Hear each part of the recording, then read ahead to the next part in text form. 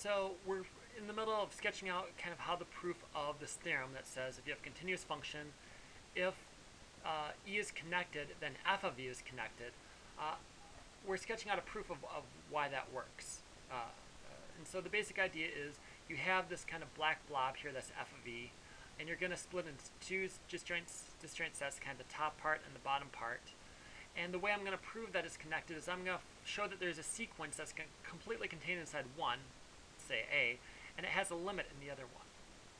Now the way I'm going to get the sequence, because now all I need to do is find the sequence.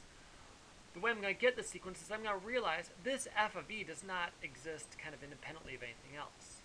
It exists because there is some E over here. There's some E over here that maps over to it.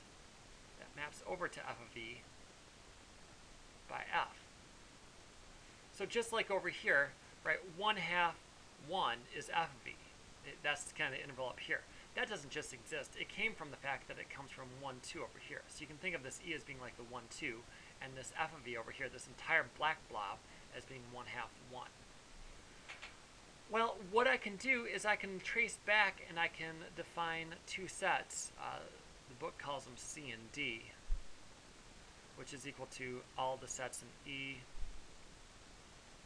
such that f of x belongs to A, and this is going to be very similar. X belongs to E such that f of x belongs to B. And these are subsets of E pretty clearly because of the way they're defined. Well, if you're familiar with the notation, this actually has normally a different notation. We might actually call this f inverse of A, which equals C, and this would be called f inverse of B, is a more descriptive name, if you've seen that before. So basically what it is, sorry, yeah, that shouldn't be happening, sorry. I didn't really want to edit the colors there. What this is saying is that there's some portion of E here, maybe the top half, that mapped over to B. And this is called D, or f inverse of B, according to that. Similarly, there's some bottom portion of E, I don't know if it's top, bottom, or what, but there's some portion that mapped over to A by f, and this is what they call C. So C and D are both non-empty. If not, if D were empty, that means that nothing maps over to B. But we know that B is non-empty. I say that before verbally. We also know that they can't intersect, because if they had something in the intersection, then x would be such that f of x is in A and f of x is in B. But we know that they're disjoint, A and B are, so that's impossible too. So C and D are disjoint sets. Let me get this down. So what do we know? That should go away.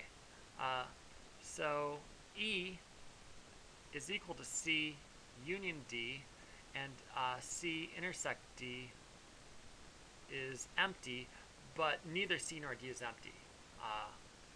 So I should probably say that someplace, but I'm too lazy. Well, I know that E is connected. And similarly to over here, where if I want to prove that f of E is connected, I need to find a sequence and that's in one and converges to the other. If I know it's connected, that was an if and only if statement, so I get automatically a sequence here that I'll put in green. So I have a sequence, x1, x2, x3, that converges to a big ol' X over in D. So I get an xn that's completely contained in C, but that goes to X, which belongs to D. So how do I know that? I know that because E is connected. Well, what happens then is I just map them over. I map these over, I guess I'll do this in green. x1, I'm going to map over to y1. x2, I map over to y2. So in other words, I look at f of the sequence xn, and, let's just make this one of them, is going to equal what I called yn before. So I get a sequence that's going to be entirely within A. And by the way, if the sequence, I need to split this into a third one. Sorry, I'll finish this up in just a second.